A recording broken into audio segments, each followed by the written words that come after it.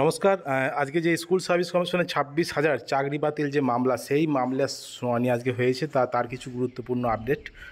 তো আজকে দীর্ঘদিন পর কিন্তু আজকে শুনানি ডেট দেওয়া হয়েছিল সুপ্রিম কোর্টে। তো আজকে সেই মতো কিন্তু শুনানি হয়েওছে যে কি হয়েছে শুনানিতে। তো যে এটা হয়েছে যে 26,000 চাকরি বাতিল মামলায় যে হাইকোর্টের যে রায় দিয়েছিল, সেই রায়কে চ্যালেঞ্জ করে কিন্তু সুপ্রিম কোর্টে যাওয়া হয়েছিল। এবং কী জন্য যাওয়া হয়েছিল? যাতে চাকরি বাতিল বিষয়টি কিন্তু আবার বিবেচনা করা হয়। তো সেজন্য কিন্তু সুপ্রিম কোর্টে কেসটা উঠেছিল এবং গত মে মাসে লাস্ট শুনানি হয়েছিল এবং তার পরবর্তী সময় কিন্তু আজকে আবার কেসটা উঠেছিল, অর্থাৎ 16 তারিখ।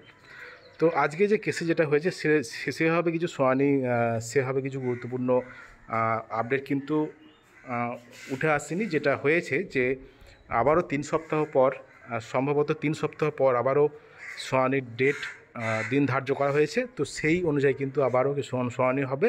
তো আগের যে অর্ডার, অর্থাৎ আগে যে অর্ডার দেওয়া হয়েছিল যে হাইকোর্টের রায়ের উপর স্থগিতাদেশ, সেটাই কিন্তু বহাল থাকছে এখনও পর্যন্ত। যেটা সূত্র মারফত যেটা খবর পাওয়া যাচ্ছে যে আগের যে অর্ডার দেওয়া হয়েছিল সুপ্রিম কোর্টে, যে হাইকোর্টের রায়টা উপরে স্থগিতাদেশ দেওয়া হয়েছিল, সেই স্থগিতাদেশ কিন্তু বহাল থাকছে এবং পরবর্তী 3 সপ্তাহ পরে কিন্তু আবার কেসটা উঠতে চলেছে। দেখতে পাচ্ছেন অনারেবল চিফ জাস্টিসের বেঞ্চে কিন্তু এই মামলাটি ছিল। তো দেখতে পাচ্ছেন Samarjit Mondal versus the state of West Bengal.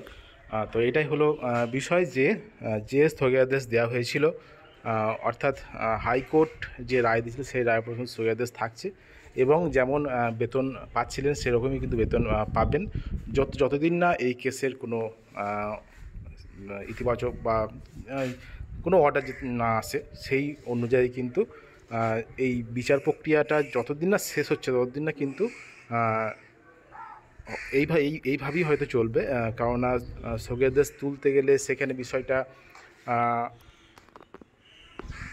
কিন্তু বিচার প্রক্রিয়া অনুযায়ী কিন্তু এখনও পর্যন্ত স্থগিতাদেশ থাকছে এবং স্থগিতাদেশ কবে উঠবে সেটা কিন্তু পরবর্তী সময় জানা যাবে। আপাতত 3 সপ্তাহ পরে আবারও দিন ধার্য করা হয়েছে শুনানির এবং সেই দিনই হয়তো জানা যাবে আবার কি হতে চলেছে।